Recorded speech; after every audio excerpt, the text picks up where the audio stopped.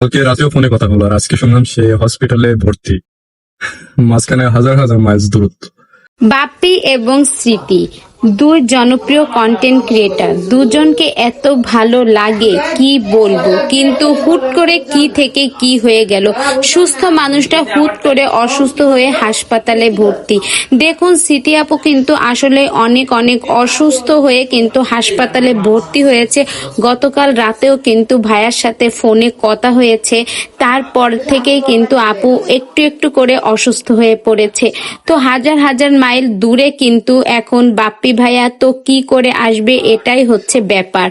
এত দূর যে হুট করে আসাও যাচ্ছে না। ওদিকে কিন্তু স্মৃতি আপুর জন্য বাপ্পি ভাইয়ার অনেক টেনশন হচ্ছে।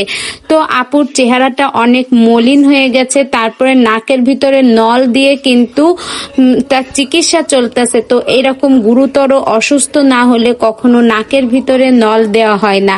তো ভাইয়া খুবই টেনশন করতেছে, যেহেতু কাছে নেই, দূরে থাকলে কিন্তু মানুষের টেনশনটা আর একটু বেড়ে যায়। তারপরে কিন্তু ভাইয়া আপুকে অনেক অনেক বেশি ভালোবাসে। দুইজনের সুখী দম্পতি হুট করে কি থেকে কি হয়ে গেল। তো এই রকমই কিন্তু মানুষের জীবন, কখন কি হবে সেটা বোঝা যায় না। আর স্মৃতি আপু কিন্তু ছোটবেলা থেকেই একটু অসুস্থ, তারপরেও মোটামুটি অনেকটাই ভালো ছিল। দুজনে সুখে শান্তিতে সংসার করছিল, এর ভিতরে কি থেকে কি হয়ে গেল। তো মানুষের অসুস্থতা তো আর বলে কয়ে আসে না, যখন তখনই চলে আসে। তো আল্লাহ স্মৃতি আপুকে যাতে দ্রুত সুস্থ করে দেয়, কারণ অসুস্থ না হলে বোঝা যায় না সুস্থতার গুরুত্ব।